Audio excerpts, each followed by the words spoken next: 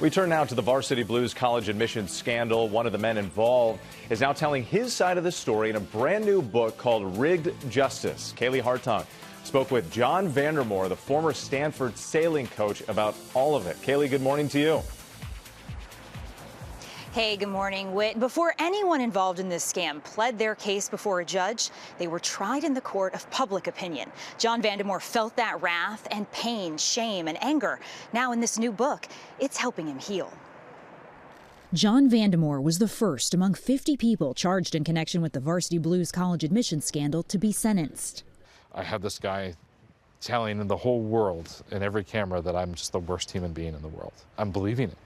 I'm like, I'm horrible. I should just go to jail. I'm just a horrible person. Now in a new book, the former Stanford sailing coach is telling his side of the story. The title of the book says it all.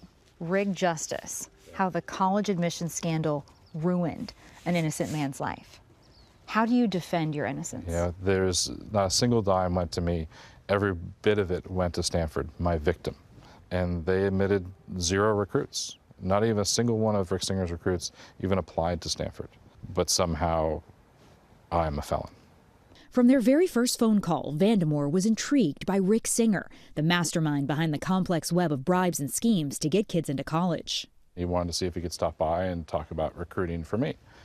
And I'd never gotten a phone call like that before. We spent hours talking about recruiting, about my sport, what are the things that I needed to be successful.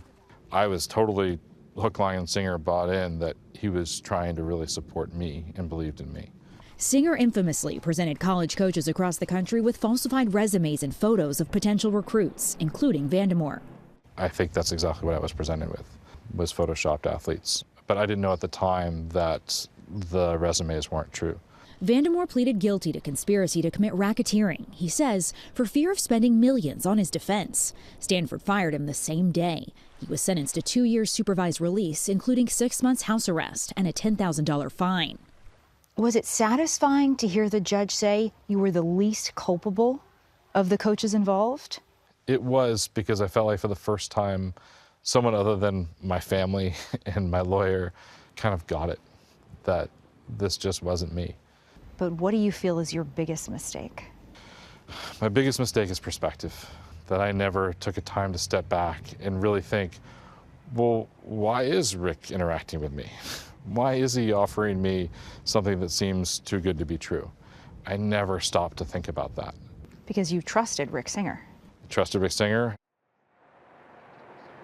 Rick Singer pleaded guilty to 4 felonies, and yet he's still free on bail, waiting to be sentenced. John Vandermore is moving forward with his life with his head up. Rigged Justice is out tomorrow, guys. A lot of complicated layers to this case for sure. Kaylee, thank you.